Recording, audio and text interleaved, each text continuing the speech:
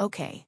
I want to talk about something today that I have not really said out loud before, and I am a little nervous about it, honestly, because it is not the kind of thing people admit.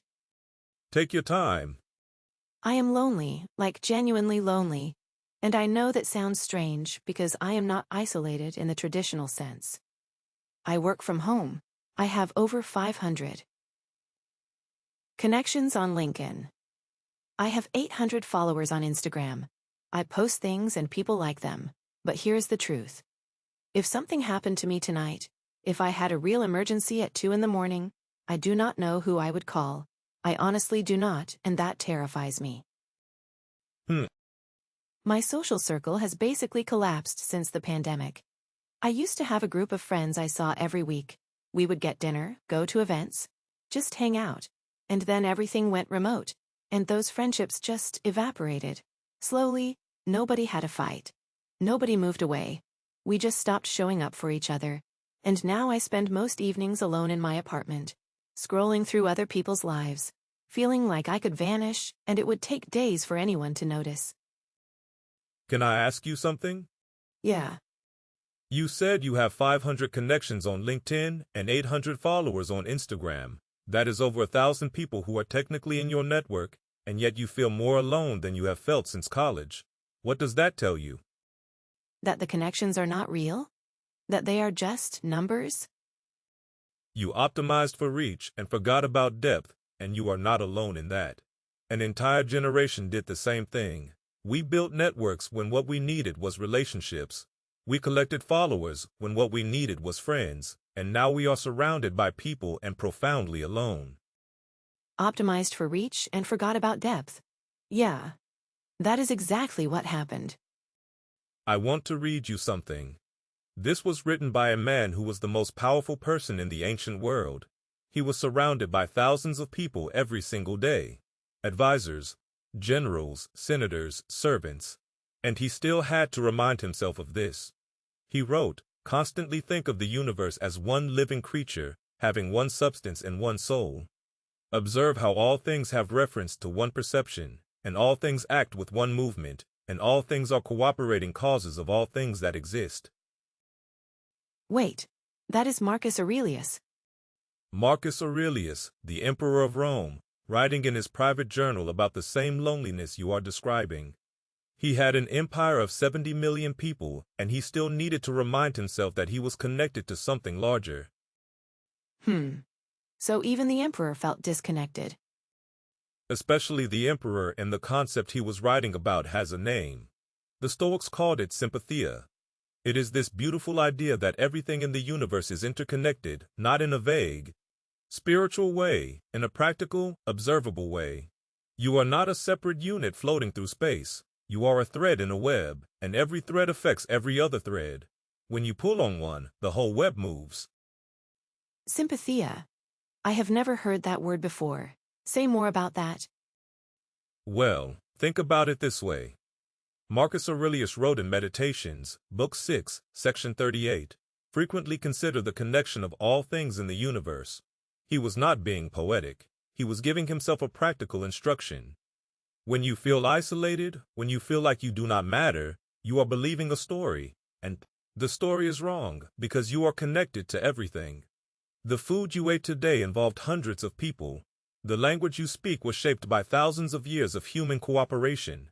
The fact that you are alive at all required an unbroken chain of connection stretching back to the beginning of life on this planet. Oh, I never thought about it like that. Like, even sitting alone in my apartment, I am surrounded by evidence of connection. Exactly. The loneliness is real.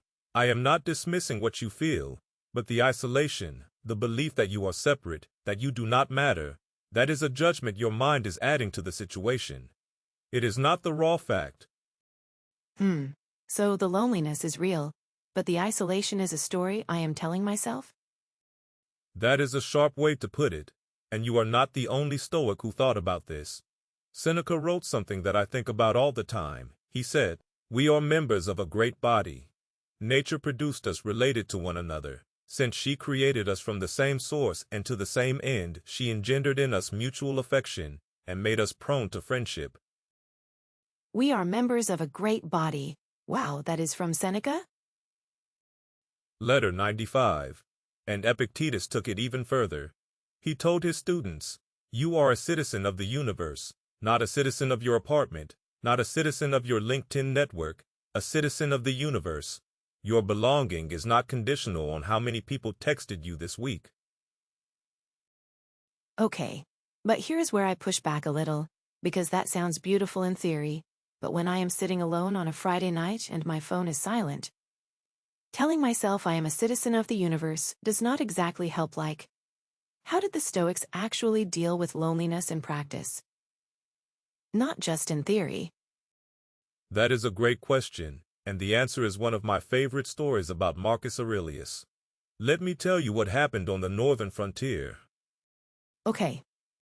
So Marcus Aurelius spent the last decade of his life on the frontier, not in Rome, not in his palace, on the frozen border of the empire, fighting the Marcomannic Wars. He was hundreds of miles from his family, from his friends, from everything familiar, surrounded by soldiers, but profoundly alone. He was the emperor, which meant nobody could be his equal, nobody could be his real friend. Everyone wanted something from him. That sounds incredibly isolating, like the loneliest job in the world. It was, and here is what is remarkable. His response to that loneliness was not to withdraw further. It was to actively reconnect. He wrote letters, not official correspondence, personal letters to his old teacher Fronto, to friends back in Rome, to people he cared about. He visited sick soldiers in their tents.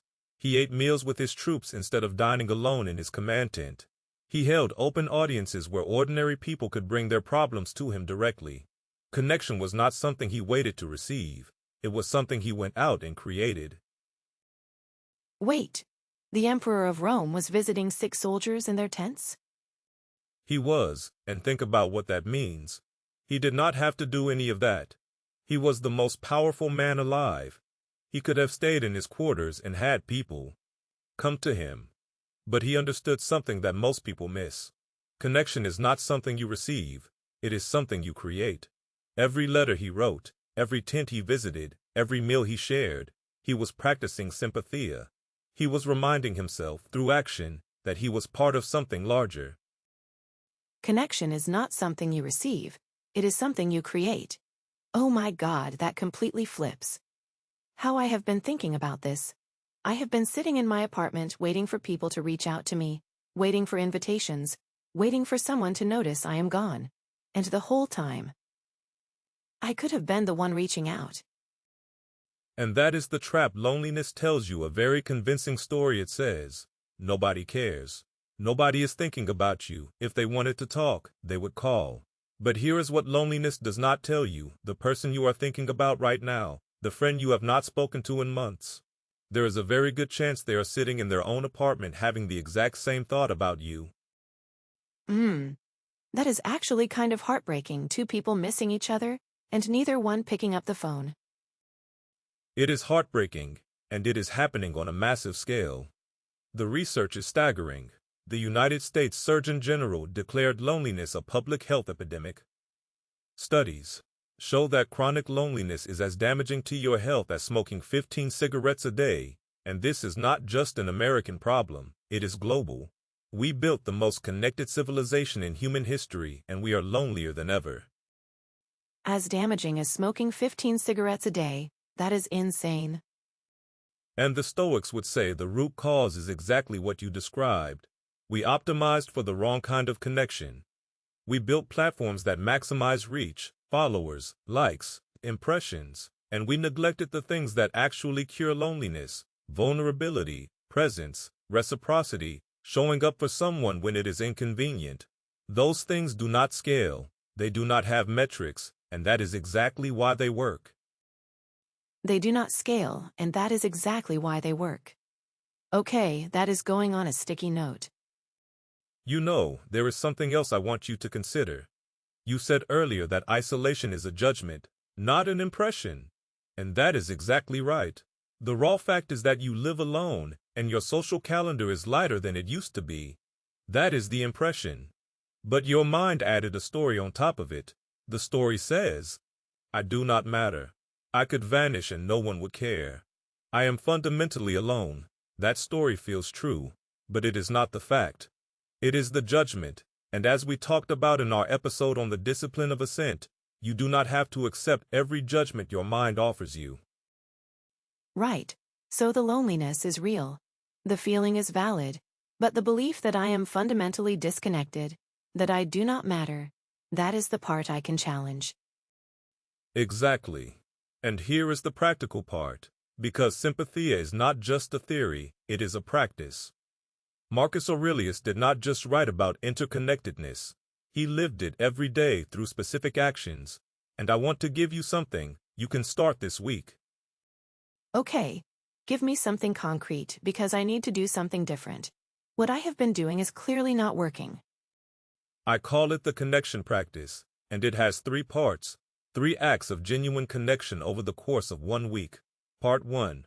Reach out to one person you have not spoken in a while, and here is the important part. Call them or send a voice message, not a text, not a like on their post, not a comment with a heart emoji. Use your actual voice, because there is something about hearing another person's voice that a text message cannot replicate. It activates something deeper. A call, not a text that actually makes me nervous, which probably means it is the right thing to do. If it makes you nervous, that is a good sign. It means you are doing something real. Part 2. Perform 1 act of genuine kindness for a stranger, not a grand gesture. Something small, hold the door, pay for someone's coffee, have a real conversation with the person at the checkout counter, ask them how their day is going, and actually listen to the answer. Seneca wrote that we are made for cooperation. Kindness to strangers is how you practice that. I like that. Because it gets you out of your own head. You stop thinking about your own loneliness, and you start noticing other people. That is exactly the mechanism. Loneliness is self-referential. It turns you inward, kindness turns you outward. And, part 3. At the end of each day, write down 1 moment where you felt connected to another person. It does not have to be dramatic. Maybe it was a zaklat. Good conversation with a coworker. Maybe it was laughing with a stranger in line. Maybe it was just making eye contact with someone and smiling. The point is to train your attention to notice connection. Because here is what I have found. Connection is happening around you all the time. You have just stopped seeing it. So the 3 parts are 1. Call an old friend. 2. Be kind to a stranger. 3. Notice 1 moment of connection every day. That is doable. That is actually really doable. It is doable, and after a week, read back your daily notes. I think you will be surprised. You will see that connection was never as far away as loneliness told you it was. You just needed to start creating it instead of waiting for it to arrive. Instead of waiting for it to arrive. Yeah, that is the whole shift, is it not? I have been treating connection like something that happens to you, like an invitation that shows up in your inbox. But the Stoics are saying it is something you do. Sympathia is a verb. 1 genuine conversation. 1 act of kindness. 1 moment of really seeing another person. Sympathia is a verb. I could not have said it better. And I want to add 1 more thing you said earlier, that you feel like you could vanish and no one would notice. Want you to consider the possibility that the reason no one has reached out is not that they do not care. It is that they are lonely too. They are sitting in their own apartments, scrolling through their own feeds, wondering why nobody calls them. Someone has to go first. Let it be you. Someone has to go first. Let it be you.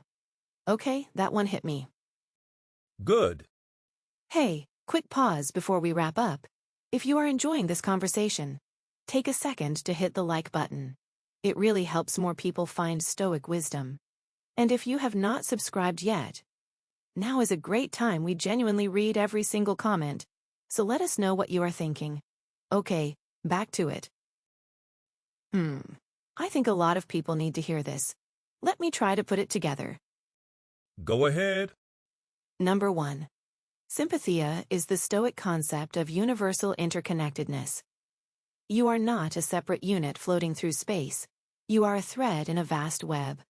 Isolation is a judgment. Your mind adds to the situation, not the raw fact. Marcus Aurelius, Seneca, and Epictetus all taught that belonging is your natural state. Number 2. The loneliness epidemic is not caused by a lack of people. It is caused by a lack of genuine connection. We optimized for reach, followers, likes, and impressions, and we neglected the things that actually cure loneliness: vulnerability, presence, and reciprocity. Number 3. Connection is not something you receive, it is something you create. Marcus Aurelius, alone on the frontier, did not wait for connection to find him. He wrote letters, visited the sick, and shared meals with his troops. He practiced sympathia through action, not theory. And number 4, sympathia is a verb. One genuine conversation, one act of kindness, one moment of really seeing another person. That is the practice. Someone has to go first. Let it be you. That was beautifully said. And Ruth, I want you to know something: the fact that you were willing to say out loud that you are lonely. That takes real courage. Most people never admit it. You just practiced the first step of the connection practice without even realizing it. You were vulnerable, and that is where connection starts. I think I needed to hear that. Thank you. Start the connection practice this week. One call, one kindness, one moment of noticing, and see what happens. If this episode made you feel a little less alone, follow Stoicism mentality wherever you are listening. We will see you in the next one.